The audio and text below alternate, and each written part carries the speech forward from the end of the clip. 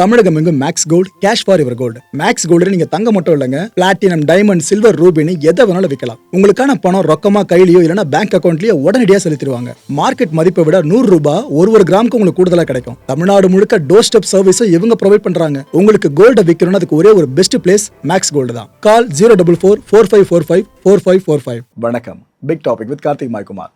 ஜனநாயகன் படம் எப்போ ரிலீஸ் ஆகும்னு அவரோட எதிர்பார்த்துட்டு இருந்தாங்களே, அவரோட ஃபேன்ஸ் மட்டும் இல்லை, இப்போ தமிழ்நாட்டு மக்களும் எதிர்பார்த்தாங்கன்னு சொல்லலாம். பிகாஸ் சிஎம் ஆகிட்டார் விஜய் அவர்கள். ஸோ அந்த ரிலீஸ் டேட்டை அஃபிஷியலாக அனௌன்ஸ் பண்ணிடுச்சு மக்களே. இதை பற்றி பார்க்க போகிறோம். தமிழ்நாடு அரசியல் களம் இருக்குல்ல, அதில் பற்றி தான் பேச போகிறோம். நிகழ்ச்சிக்குள்ள போகலாம்.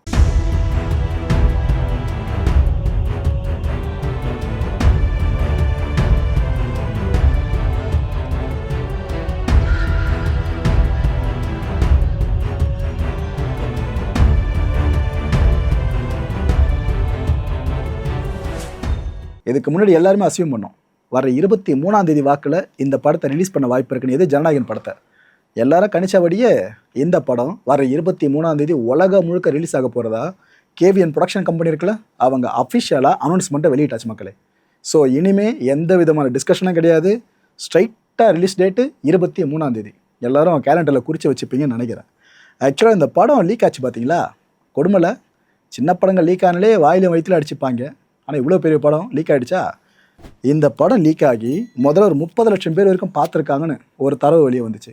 அப்புறம் அது 90 லட்சமாக மாறிச்சு, 1 கோடியாக மாறிச்சு, 1.25 கோடி பேர் வரைக்கும் பார்த்துட்டாங்கன்னு அடுத்த கட்ட தகவல் வெளியே வந்துச்சு. புரியுது, என்னதான் விஜய் சாரோட தீவிரமான ஃபேன்ஸாக இருந்தாலும் அவரோட படம் வந்துச்சுன்னா விடுவாங்களா? பல பேரும் பார்த்து வச்சுட்டாங்க. இப்போ பல பேருக்கு டவுட் இருக்கும்ல, அதான் லீக் ஆன வீடியோவே பார்த்தாச்சு, அப்புறம் யார் தேட்டருக்கு வர போகிறாங்கன்னு. ஆனால் நான் திட்டவட்டமாக அடித்து சொல்கிற மக்களே, ஐயா இது விஜய் சாரோட படம். ஸோ இது எப்போவுமே கூட்டம் ஹை டிமாண்டில் இருக்க தான் செய்ய போகுது தேட்டர் முழுக்க. ஸோ இந்த முறையும் தேட்டர்ஸ் ஒன்றுனா திருவிழா கூடம் பூண்டுன்றதுல எந்த மாற்று கருத்தும் உங்களுக்கு வேண்டாம். அண்ட் அது மட்டும் இல்லை, விஜய் சார் படம் சார்ந்து ரசிகர்கள் கொண்டாட போகிற கடைசி படம் இந்த படம் தான். இது ஆக்சுவலாக அவரோட ஃபேன்ஸுக்கு மட்டும் பெரிய வருத்தம் இல்லை, சினிமா இண்டஸ்ட்ரியில் இருக்க எல்லாருக்குமே பெரிய வருத்தம் தான், குறிப்பாக தொழிலாளர்கள். ஏன்னா அஜித் சார் படம், விஜய் சார் படம், ரஜினி சார் படம், இது போல் பெரிய பெரிய நடிகர்கள் படம் வரப்போ, கமல் சார் படத்தை உள்ள சேர்த்துக்கலாம், இது போல் படங்கள் வரும்போதெல்லாம் கூட்டம் பயங்கரமாக அள்ளும். நாம் பயங்கரமாக கொஞ்சமாச்சும் கல்லா கட்டலாம். இதுக்கு முன்னாடி படங்கள் நம்ம விட்டதை, தேட்டரில் ஸ்க்ரீன் பண்ணி விட்டதை இதில் பிடிச்சிலான்னு ஒரு பெரிய நம்பிக்கையில் இருப்பாங்க. அதில் ஃபர்ஸ்ட் இடத்துல இருக்கிறது விஜய் சார் படம் தான், மாற்று கருத்தில் இல்லை. அப்பேற்பட்டவரோட கடைசி படம்ன்றது தேட்டர் ஓனர்ஸ்க்கு ஒரு பெரிய இடி தான். ஆனால் இந்த படம் மூலமாக ஓரளவுக்கு அவங்க ப்ராஃபிட் பார்க்க முடியல, அது வரைக்கும் அவங்க சந்தோஷப்படலாம். ஆனால் நான் எதிர்பார்க்குற ஒரு விஷயம் என்னென்னா, இவர் சிஎம் ஆகிறதுக்கு முன்னாடி அந்த ஆசையில் இருக்காருன்ற விஷயம் தெரிஞ்சு அப்போ ரிலீஸ் ஆன படங்கள் இருக்குல்ல, அதுக்கே தேட்டரில் அவ்வளோ அலப்பறை பண்ணுவாங்க. இப்போ சிஎம் ஆர் ஆகிட்டார், இதுக்கப்புறம் படம் ரிலீஸ் ஆகுதுனாக்கா என்னென்ன பண்ண போகிறாங்களோ. எம்ஜிஆர் சார் அவர்கள் சிஎம் ஆன பிற்பாடு படம் ரிலீஸ் ஆர்ந்து சில வருஷங்கள் நடந்து அதுக்கப்புறம் எந்த அளவுக்கு ஆர்ப்பரிப்பு எல்லாம் நம்ம கண்ணு முன்னாடி வந்து போகுமா இல்லையா? ஸோ அல்சாட்டியம் பெருசாக இல்லாமல் இருந்தால் சிறப்பு. ஏன்னா நீங்கள் ஏதாவது ஆர்வ கோளாறில் பண்ண போயிட்டு ஏதாவது நெகட்டிவாக நடந்துருச்சுன்னா ஒட்டுமொத்த ப்ளேமும் திரும்ப இவர் மேலே தான் வரும். ஸோ இவர் மேலே ப்ளேம் வராமல் இருக்கணும்னா கொண்டாடுங்க, பட் லிமிட்டை வச்சு கொண்டாடுங்க, பவுண்டரி செட் பண்ணி கொண்டாடுங்க. ரொம்பலாம் அரசாங்கம் பண்ண ஆரம்பிச்சிங்க, ஏற்கனவே எப்படா கண்டென்ட் கிடைக்குன்னு வெயிட் பண்ணிட்டு இருக்காங்க பல கட்சியினர். அவங்களுக்கு நீங்களே கான்டென்ட்டை கொடுத்துடாதீங்க. சரி, ரைட், ஓகே. மக்களோட குரலுக்கு கிடைச்ச மிகப்பெரிய வெற்றி, முதல் வெற்றியாக இப்போ நல்ல அப்டேட் உங்களுக்கு கொடுத்துட்றேன். இந்த கிழவரப்பள்ளி அணை இருக்குல்ல, இந்த பகுதி சார்ந்த தென்பண்ணை ஆற்றில் நச்சு நுரை அதிகமாக கலக்குதுன்ற விஷயம், இங்கே இருக்க தமிழக விவசாயிகள் நிலைமை ரொம்ப மோசமாயிட்டு இருக்குன்ற விஷயம் எல்லாருமே பேசணும். நான் மட்டும் இல்லைங்க, எனக்கு முன்னாடி ஆயிரக்கணக்கான பேர் பேசிட்டீங்க. அங்கே இருக்க மக்கள் சொல்ல போய் தான் நம்மளும் இதை பற்றி டீட்டெயிலாக ஒரு வீடியோவை டெடிக்கேட்டாக போட்டிருந்தோம். எல்லோரும் எதிர்பார்த்தது ஏன் மூலமாக ஓ மூலமாக இல்லை, இத்தனை பேர் பேசுகிறோம்ல, இதுக்கு ஒரு நல்ல தீர்வு கிடைச்சா போதுன்னு எதிர்பார்த்தோம். அப்பேற்பட்ட தீர்வு இப்போ கிடைக்கிற கட்டத்துக்கு வந்திருக்குங்க. இதுக்கு தான் சொல்கிறோம், ஒரு விஷயத்தை எடுத்தால் தொடர்ந்து பேசணுன்ட்டு. பேசினா விளைவு இந்த அளவுக்கு பாசிட்டிவாக இருக்கும். என்னன்னா, நம்ம தேசிய பசுமை தீர்ப்பாயம் இருக்குல்ல, அவங்க இப்போ அதிரடியாக ஒரு நோட்டீஸை இஷ்யூ பண்ணியிருக்காங்க. யாருக்கு? 2 மாநில மாசு கட்டுப்பாட்டு வாரியங்கள் இருக்குல்ல, அதுக்கு அனுப்பியிருக்காங்க. தமிழ்நாடு அண்ட் கர்நாடகா, இந்த 2 மாநிலங்கள். என்ன உத்தரவுனா, மாசு கட்டுப்பாட்டு வாரிய உறுப்பினர் செயலாளர்கள் இருக்காங்களே, இவங்க வர்ற செப்டம்பர் மாதம் 9ஆம் தேதி நேரில் ஆஜராகும்னு சொல்லியிருக்காங்க. பரவாயில்ல, டேட் என்ன கனெக்ட் பண்ணுற மாதிரி இருக்குது, அது வரைக்கும் சந்தோஷம். நச்சு நுரையை தடுக்கிறதுக்கு 2 தரப்பு இருந்த தீர்வுகளை சமர்ப்பிக்கணும்னு சொல்லி கேட்டுக்கிறாங்க. இந்த கர்நாடகா சைட்லேருந்து வர மாசு கட்டுப்பாட்டு வாரியத்தை சேர்ந்தவங்க, இந்த செயலர் லெவலில், இந்த நம்ம மாநிலம் சார்ந்தால் ஓகே, இப்படி வர்றவங்க சொல்யூஷனை சொல்லுங்கன்றாங்க. சும்மா அவங்க இவங்களுக்கு கை காட்டாமல் சொல்யூஷனை சொல்லுங்கள். மத்திய மாசு கட்டுப்பாட்டு வாரிய மண்டல இயக்குனர் இருக்கார்ல, இவரும் நேரில் ஆஜராகணுமா. இவ்வளோ பெரிய உத்தரவுகளை பிறப்பிச்சிருக்காங்க. அதாவது அரசுகள் மனசு வச்சா இந்த விஷயத்தை இவ்வளோ தூரம் கொண்டு போகாமல் முடிச்சிருக்கலாம். ஆனால் இன்னும் இடுபறி போயிட்டுருக்குல்ல. ஓகே, அட்லீஸ்ட் இவங்களாச்சும் இறங்கி வந்திருக்காங்களே, அது வரைக்கும் சந்தோஷம். ஸோ கிழவரப்பள்ளி அணை சார்ந்து பல பேரும் தவம் கடந்தீங்களா, ஒசூர் மக்கள் குறிப்பாக சொல்லணும் அந்த விவசாயிகள்லாம், உங்களுக்கு ஒரு நல்ல செய்தியை தான் இதை வழங்குறது எனக்கு சந்தோஷமாக இருக்குங்க. Okay right. வீரா இந்த மாம்பாக்கம் ஊராட்சியோட தலைவர், அது மட்டும் இல்லை தாவேக்கா செங்கல்பட்டு கிழக்கு மாவட்ட இணை செயலாளர். இவர் மேலே ஒரு பெரிய அலிகேஷனுங்க. என்ன தரமா அலிகேஷனு? என்ன லஞ்சம் வாங்குறாப்புல? தாவேக்கா ஆட்சியில் லஞ்சமே இருக்காது, நீங்கள் வாங்கியிருக்காப்புலையே. அதுவும் பணக்கட்டை வாங்குற அந்த வீடியோ வேறு வெளியாக இருக்குது. இதுதான் அவங்க ஆட்சியோட லட்சணமா? அதை பாருங்க, ஜிபேயில் அவர் எவ்வளோ வாங்கினாருன்ற முதற்கொண்டு எல்லாமே தெளிவாக பதிவாயிருக்கு. இதுதான் தாவேக்காவா? நீங்கள் தான் ஊழலை ஒழிக்க போகிறீங்களா? உங்கள் கட்சிக்குள்ளேயே ஊழலை ஒழிக்க முடியலையே, அது இதுன்னு பல குற்றச்சாட்டுகள்.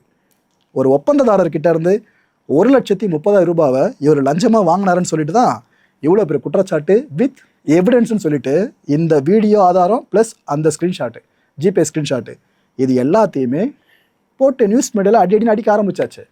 எல்லாருக்கும் என்ன தெரியுமா, மக்களுக்கு ஒரு பெரிய டவுட் வந்துச்சு. இல்லையே, தாவேக்கா ஊழலை ஒழிக்கிறேன்னு தானே சொன்னாங்க, அவங்க அதை நோக்கி தானே போயிட்டுருக்காங்க, நம்ம நம்பிட்டு இருக்கோம், இது என்ன சொந்த கட்சிகள் இது போல் நடக்குது, ஐயோ அப்படின்னு எல்லாம் பதற ஆரம்பிச்சிட்டாங்க. வெயிட்டான கான்டென்ட் ஒன்று கையில் கிடச்சிருச்சா, எதிர்கட்சிகள் சும்மா இருப்பாங்களா? குறிப்பாக அண்ணன் டிடிவி அவர்கள், அவர் என்ன சொல்லியிருக்காருன்னா, தொடமாட்டேன், தொட்டா உன்னையே விடமாட்டேன் அப்படின்லாம் ரீல்ஸ்க்கு ஏற்ற மாதிரி கான்டென்ட் நீங்கள் அப்படியே பிடிச்சி தூக்கிட்டு போகிற மாதிரி சிஎம் அவர்கள் பேசினார்ல. இப்போ என்னங்க சொல்ல போகிறாரு?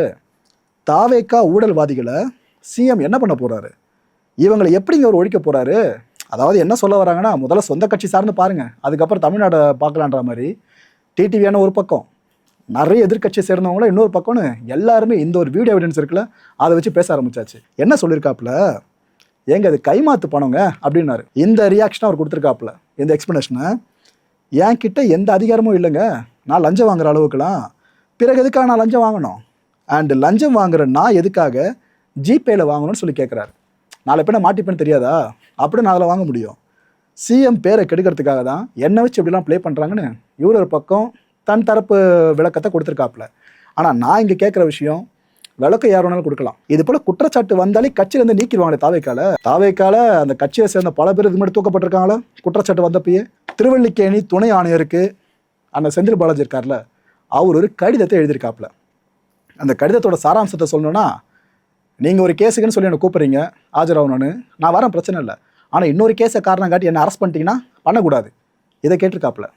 அந்த கடிதத்தில் என்ன குறிப்பிடுறாரு, என்கிட்ட கோர்ட்டு முன்ஜாமீன் இருக்குங்க, வாங்கியாச்சலாம், அது இருக்குது, நானும் என் தம்பியும் எங்கேயும் ஓடி ஒளியிலையே, எஃப்ஐஆரில் எங்கள் 2 பேரோட பேரே கிடையாதுங்க, அப்புறம் எதுக்காக எங்களுக்கு சம்மன் இஷ்யூ பண்ணியிருக்கீங்க அப்படின்னு கேட்குறாப்புல.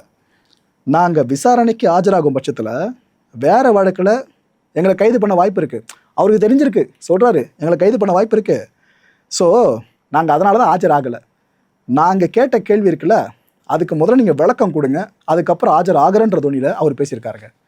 ஸோ உள்ளுக்குள்ளே அவங்களுக்கே எந்தளவுக்கு ஒரு மாதிரி அழுத்தம் போயிட்டுருக்கு தெரியுதா? ஏன்னா 1-2 கேஸா, ஒவ்வொருத்தரும் அவ்வளோ கேஸை வேறு வாரி கூச்சிக்கிட்டு இருக்காங்களா, இந்த பதட்டம் இருக்க தான் செய்யும். இன்னொரு பக்கம் அண்ணன் ஏவா வேலு இருக்கார்ல, அவர் மேலே பெரிய குற்றச்சாட்டு என்ன சுமத்தப்பட்டுச்சு, கிட்டத்தட்ட 3,4 கோடி ரூபாய் அளவுக்கு ஊழல் பண்ணிட்டாங்க அவர் பதவியில் இருக்கும்போது, போடாத ரோட்டுக்கு போட்டோன்ற மாதிரி கணக்கை காமிச்சு இந்த வேலையை பார்த்துருக்காருன்னு அவர் மேலே குற்றச்சாட்டு. 2 பேரும் பார்த்தீங்களா, அண்ணன் ஏவா வேலு அவர்களாக இருக்கட்டும், செந்தில் பாலாஜி அவர்களாக இருக்கட்டும், 2 பேரும் மையப்படுத்துகிற ஒரு விஷயம் கரூர். தாவேக்காவும் கரூரையும் பிரிக்க முடியாது, என்னென்ன அனர்த்தம் நடந்துச்சுன்னு தெரியும். கரூர் தாவேக்கா அரசியல் காலத்தில் ஒரு பெரிய ரோலை ப்ளே பண்ணிக்கிட்டே இருக்குது. அண்ணன் ஏவா வேலு லஞ்ச ஒழிப்புத்துறை அலுவலகம் இருக்குல்ல, அங்கே நேரில் ஆஜராக இருக்காருங்க. ஒரு விஷயம் மறந்துடாதீங்க, அவருக்கு எதிராக பிறப்பிக்கப்பட்ட லுக் அவுட் நோட்டீஸ் இருக்குல்ல, அதை ரத்து பண்ணிட்டாச்சு, கோர்ட்டில் ரத்து பண்ணியாச்சு. தமிழக அரசு மேல்முறையீடு போயும் கூட அவங்களுக்கு ஃபேவராக அந்த வேர்டிக்ட் வரல, ரத்து பண்ணியாச்சு. ஸோ அந்த ரிலாக்ஸேஷன் பண்ணது கோர்ட்டு கரெக்டு தான்ற மாதிரி இவர் ஆஜராகிருக்காரு. ஆனால் ஒரு விஷயங்க, இது வரைக்கும் இவங்க தான் தப்பு பண்ணால் நிரூபிக்கப்படலை இந்த திமுக முன்னாள் அமைச்சர்கள் சார்ந்து. ஆனால் கோர்ட் இந்த லுக் அவுட் நோட்டீஸ் ஒரு முறை ரத்து பண்ணிட்டு வராங்க அப்படின்னா, இன்கேஸ் யாராவது அந்த ஒரு லூப்போலை பயன்படுத்தி வெளிநாடு தப்பிச்சு போயிட்டாங்கன்னா யார் அதுக்கு பொறுப்பேற்றுப்பான்? இந்த கேள்வியும் மக்கள் மனசில் இருக்க கேள்வி தான். போதைப் பொருள் கடத்தல் தடுப்பு இருக்குல்ல, இதில் ஒவ்வொரு மாநில அரசும் ரொம்ப தீவிரமாக இருக்குது. கேரளா ரொம்ப ரொம்ப தீவிரமாக இருக்காங்க. டூஃபான் சாங்லாம் கேட்டிருக்கீங்களா? கேஜிஎஃப்ல கிட்டத்தட்ட அது பேராக வச்சு ஆப்ரேஷன் டூஃபான்னு இந்த ஆப்ரேஷனை கேரளா இனிஷியேட் பண்ணாங்க. கிலோ கணக்கில் கஞ்சா பறிமுதல் பண்ணப்பட்டுச்சு. அது மட்டும் இல்லை, 7,000க்கும் மேற்பட்டவங்க இது வரைக்குமே கைது பண்ணப்பட்டிருக்காங்க. ஞாபகம் இருக்கா, கேரளாவில் ஒரு பயப்புள்ள போதை இலையை வச்சு சட்னிலாம் செஞ்சு சாப்பிட்டுச்சு அப்படின்ட்டு, இட்லி தோசைகளாக மாற்றி மாற்றி எல்லாம் அங்கே நடந்த கூத்து தான். ஸோ இத்தனை பேர் அரெஸ்ட் பண்ணப்பட்டிருக்காங்களா? இப்போ என்ன இருக்குது, கேரளா அமைச்சர் ரமேஷ் சென்னிதலா இருக்கார்ல, அவர் சிஎம்ஐ பார்த்துருக்காருங்க. நம்ம சிஎம்ஐ வந்து பார்த்த கையோடு அவர் கேரளாவுக்கு கூப்பிட்டுருக்காப்புல வாங்க அப்படின்ட்டு. அவரும் வர்றேன்னு சொல்லியிருக்காராமா. யோசிச்சு பாருங்களேன், அவர் போனால் எப்படி இருக்கணுங்க. ஏற்கனவே கேரளாவில் அவ்வளோ ஃபேன் பேஸு. அவரோட படப்பிடிப்பு நடக்கும்போது எவ்வளோ பேர் கூட்டம் கூடிச்சுன்னு பார்த்துருந்தோம். தமிழ்நாட்டில் இருக்க ஃபேன் பேஸை விட ஒரு படி மேலே கேரளாவில் இருக்காங்களோன்னு நம்மளே ஐயப்பட்டோம். அவ்வளோ விஷயங்கள் நடந்துருந்துச்சு. இப்போ சிஎம் அவராயிட்டாரா? இப்போ இவரால் கூப்பிட்டு போயிருக்காரா? சிஎம் விஜய் அவர்கள் கேரளாவில் காலடி எடுத்து வச்சாருன்னா கூட்டம் பிச்சுக்கும். அன்றைக்கி நேஷனல் மீடியா வரைக்கும் அதான் பிரேக்கிங் நியூஸாக போகும். அதில் மாற்றுக்கிறதே இல்லை. அண்ட் எதுக்கு இந்த ஆலோசனை அப்படின்னு கேட்டிங்கன்னா, தென்னிந்தியாவில் இருக்க சிஎம்ஸ் எல்லாருமே ஒன்று சேர ஆரம்பிக்கிறாங்க. எந்த விஷயத்தில்? போதைப் பொருளே இல்லாத ஒரு பகுதியை தென்னிந்தியாவை மாற்றணும்னு எல்லாரும் கங்கணம் கட்டிக்கிட்டு இருக்காங்க. சூப்பர் இனிஷியேட்டிவ் ஆக்சுவலாக இது. இப்போ கேரளாவும் தமிழ்நாடு கை கோக்குதா? இதுக்கப்புறம் ஆந்திரா, தெலுங்கானா, கர்நாடகா இவங்களும் சேர்ந்து வந்தாங்கனாக்கா ஒட்டுமொத்த இந்தியாவில் போதைப் பொருள் புழக்கத்தை ஒழிக்க முடியல அப்படின்னாலும் சவுத்தில் ஒழிச்சிட முடியும். நல்ல இனிஷியேட்டிவ். பார்ப்போம் என்ன பண்ண போகிறாங்க அப்படின்ட்டு. ஏன்னா தென்னிந்தியாவில் எப்போவுமே ஒட்டுமொத்த இந்தியாவுக்கு முன்னோடியாக இருக்கோல, இப்போ இதிலும் ப்ரூவ் பண்ணிக்கிட்டு இருக்காங்க. இந்த முகம் பார்த்தா பல பேருக்கு இரிட்டேட் ஆகும்னு நினைக்கிறேன். இருந்தாலும் அப்டேட்டை சொல்லிடுறேன். வாட்டாள் நாகராஜ் கன்னட ஒக்கூடா கூட்டமைப்பு இருக்குல்ல, அதோட தலைவர். இந்த மனுஷன் சமீபத்தில் ஒரு விதை போட்டார், ஞாபகம் இருக்கா? போராட்டத்துக்கான விதை. ஆனால் இவங்க போராடினா வன்முறையில் முடியுன்றது நம்மளுக்கு தெரியும். ஸோ வன்முறைக்கான விதைன்னு வச்சுக்கலாம்.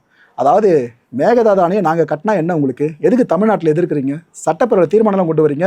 நான் விடமாட்டேன், நாங்கள் எங்களோட உரிமைக்கு போராடுவோன்னு ஒரு டேட் அனௌன்ஸ் பண்ணிவிட்டு போராட்டம் சார்ந்து சொல்லியிருந்தாரா? இப்போ என்ன தெரியுமா நடந்துட்டுருக்கு? தமிழ்நாடு கர்நாடகா எல்லையில் போராட்டங்கள் ஆரம்பிச்சாச்சு. ஒரு அமைப்பு இல்லைங்க, பல கன்னட அமைப்புகள் போராட்ட காலத்தில் இறங்கியிருக்காங்க. இந்த என்ன பிரச்சனைனா, பார்டர் சைடில் எப்பவுமே தமிழ்நாடு கர்நாடகா பார்டர் சைடில் ஆரம்பிக்கிற போராட்டம் ஆரம்பத்தில் ஓகே, போக போக போக வன்முறையாக மாறும். நம்ம டிரைவர்ஸ் அங்கே பார்த்தா இழுத்து பிடிச்சி அடிக்கிறது, வண்டியில் எதனா டிஎன் ரெஜிஸ்ட்ரேஷன் நம்பர் போச்சுனாக்கா அந்த வண்டிகளை பிடிச்சி ஒரு வழி ஆக்குறது, வண்டி ஓட்டுறவங்க ஒரு வழி ஆக்குறது. இது நம்ம கடந்த காலம் நிறைய பார்த்துருக்கோம். அதனால் அவ்வளோ கோவம் வரும் நம்மளுக்கு. இந்தமாரி போராட்டம் கீராட்டம் பார்டர் சைடில் அறிவித்தாலே நம்ம டென்ஷன் ஆகிறதுக்கு காரணம் இதுதான். இப்போ இந்த அமைப்புகள்லாம் அங்கே போராட ஆரம்பிச்சிட்டாங்களா? இது நம்மளுக்கு ஒரு எச்சரிக்கை மாதிரி ஆயிடுச்சா? ஸோ இப்போ என்னென்னா, தமிழ்நாட்டிலேருந்து கர்நாடகா நோக்கி போகும் பார்த்தீங்கன்னா பேருந்துகள், அந்த சேவையை இப்போதைக்கு ஸ்டாப் பண்ணிட்டாங்க. இல்லை இந்த நேரத்தில் வேணாம், அங்கே போனால் பிரச்சனை எப்படின்னா மாறலான்ட்டு. ஏன்னா போன முறை என்ன பண்ணாங்க, வாகனங்களில் இருக்க நம்பர் பிளேட்டை வச்சு மற்ற மாநில ரெஜிஸ்ட்ரேஷனாக்கா விட்டாங்க. தமிழ்நாடு டிஎன் இருந்தால் மட்டும் அந்த வண்டியை சேதப்படுத்துறது, வண்டி ஓட்டுறவங்களை அடிக்கிறது, இது போலாம் பண்ணாங்க. அது போல் திரும்ப இந்த முறை நடந்தோன்னு சொல்லிட்டு தான் இந்த நம்ம எடுத்திருக்கோம். அண்ட் ஹொசூரில் மக்கள் தவிச்சுக்கிட்டு இருக்காங்க தெரியுமா? பேருந்து வசதி இல்லாமல். இப்போது நீங்கள் ஒரு போராட்டம் பண்ணுறீங்கன்னா மக்களுக்கு எந்த பிரச்சனையும் இல்லாமல் இருக்கணும். ஆனால் ஆல்ரெடி நீங்கள் ஆரம்பிக்கும் போது மக்கள் பிரச்சனை ஆரம்பிச்சிருக்குன்னா இது அறவழி போராட்டம் நான் சொல்ல முடியும். Okay right. நம்ம நாட்டில் காக்ரோச் ஜனதா பார்ட்டி கரப்பாம்பூச்சிக்கு தலையெடுக்க ஆரம்பிச்சுதா? அதே போல் வங்கதேசத்தில் பார்த்தீங்கன்னா பாய்லர் கோழி இருக்குல்ல, பாய்லர் சிக்கனு, அது தலையெடுக்க ஆரம்பிச்சிருக்கு. என்ன மேட்ருனா, வெள்ளத்துக்கு நடுவுலையும் நாங்கள் தேர்வுகளை நடத்துவோம்ப்பா, அதெல்லாம் எந்த ஒரு பின்னடைவும் நாங்கள் சந்திக்கலாம் மாட்டோம், நாங்கள் செகண்ட் தாட்டே கிடையாது, ஸ்டூடெண்ட்ஸ் எல்லாம் இதுக்கு ரெடியாக இருங்க அப்படின்ட்டாங்க பங்களாதேஷ் கவர்மெண்ட். அதுவும் அந்த நாட்டோட கல்வி அமைச்சர் நம்ம சொல்லிட்டாப்புல, இந்த மாணவர்கள்லாம் பிராய்லர் கோழிகள் மாதிரி அப்படின்னு வார்த்தைகளை விட்டுட்டு இருக்காப்புல. இந்தியாவில் எப்படி சுப்ரீம் கோர்ட்டோட தலைமை நீதிபதியே பேரசைட்ஸு, அதை ஒட்டுண்ணிகள், அப்புறம் கரப்பாம்பூச்சிகள், இது போல் வேலையற்ற இளைஞர்களை சொல்கிறாங்கன்னு இங்கே ஒரு ப்ரொஜெக்ஷன் ஏற்படுத்தப்படிச்சா, இதே மாதிரி கட் பண்ணிங்கன்னா பங்களாதேஷில் கல்வி அமைச்சர் பிராய்லர் கோடின்னு அங்கே இருக்க யங்ஸ்டர்ஸ் தான் சொல்லிட்டாராமா. ஸோ மாணவர்கள் என்ன பண்ணிட்டாங்க, இந்தியாவில் கரப்பாம்பூச்சி வந்துச்சுல, நம்ம இங்கே பிராய்லர் கோழி விடுவோன்ட்டு இந்த சிஜேபி மாதிரியே அங்கே பிராய்லர் சிக்கன் கட்சின்னு ஒன்று தான் ஆரம்பிச்சிட்டாங்க. Broiler chicken party, PCB.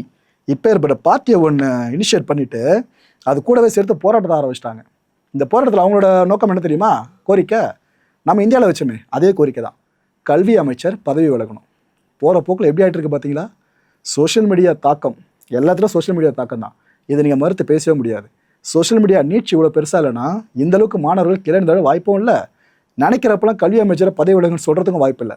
Social media எந்தளவுக்கு ப்ளே பண்ணிட்டு இருக்கு பார்த்தீங்களா? Okay right.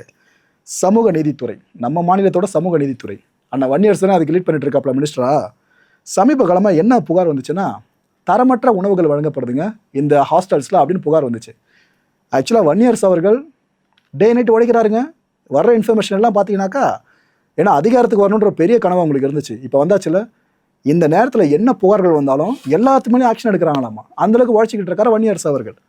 இப்போ ஒரு சைட்லேருந்து சமூக நீதித்துறை என்ன சொல்கிறாங்கன்னா, இந்த சமூக நீதி விடுதிகள் இருக்குல்ல, இங்கே வழங்கப்படுற உணவுகள் இதை என்ன பண்ணுறீங்கன்னா உடனடியாக ஃபோட்டோ எடுத்து வாட்ஸ்அப் பண்ணணும் அப்படின்னு இப்போ ஆர்டர் போட்டிருக்காங்க. ரெடி பண்ண உணவு பரிமாறும்போது ஃபோட்டோ எடுத்து நீங்கள் அனுப்பணும். தரமற்ற உணவு ஏதாவது நீங்கள் சப்ளை பண்ணிங்க, கடுமையான நடவடிக்கை உங்கள் மேலே எடுக்கப்படணும் வார்ன் பண்ணியிருக்காங்க. நல்ல விஷயம். ஏன்னா இது போல் ஒரு பதட்டத்திலேயே வச்சுருந்தா தான் அரசு எந்திரம் ஒழுங்காக இருக்கும். நல்லா இருக்குல்ல இந்த சீன் பார்க்குறதுக்கு.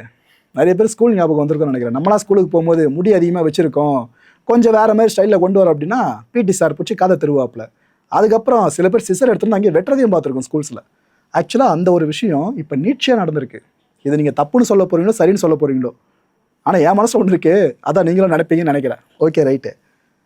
இது கடல ஒரு மஞ்சக்குப்பை இருக்குல்ல, அங்கே இருக்க அரசு ஆண்கள் பள்ளியில் எடுக்கப்பட்ட ஒரு காட்சிங்க. என்னன்னா, இந்த டீச்சர்ஸ் எவ்வளவோ வார்ன் பண்ணியிருக்காங்க பேரண்ட்ஸ் கிட்ட, உங்கள் பசங்களோட சிகையை ஒழுங்காக வச்சுக்க சொல்லுங்கள், முடிய நல்லா காட்டு மாதிரி வளர்த்துட்டு வராங்க கிளாஸுக்கு, இதெல்லாம் ஒபீனியன் கிடையாதுங்க, பண்ண சொல்லுங்கன்னு சொல்லியிருக்காங்க. பேரண்ட்ஸ் திருத்தலை. அப்போ திருத்துற இடத்துல யார் இருக்கா? குரு தான், ஆசிரியர்கள் தான். என்ன பண்ணிட்டாங்க? போலீஸை கையோடு கூப்பிட்டு வந்துட்டாங்க கிளாஸ் ரூமுக்குள்ளேயே. போலீஸ் முன்னிலையிலேயே சில சலூன் கடைக்காரங்களே கூப்பிட்டு வந்து இந்த யார் யாரெல்லாம் முடிய நல்லா அப்படி வச்சுருக்காங்களோ அவங்க எல்லாரையும் உட்கார வச்சு ஒவ்வொருத்தராக முடி வெட்ட ஆரம்பிச்சிட்டாங்க. அதாவது வகுப்பறை சலூன் கடையாக மாறின தருணத்தை தான் இங்கே பார்த்துட்ருக்கீங்க. இந்த பசங்க அடுத்து வெயிட்டிங்கு, அடுத்து நம்ம டர்ன் போல இருக்குன்னு. இப்படி கிட்டத்தட்ட 50 பேர் வரைக்கும் முடி திருத்தம் இங்கே செய்யப்பட்டிருக்கு. மக்களை இந்த கான்டென்ட்டை பொறுத்தவரைக்கும் நாமளாக சிந்திக்க வேண்டியது ஒரே ஒரு விஷயந்தான்.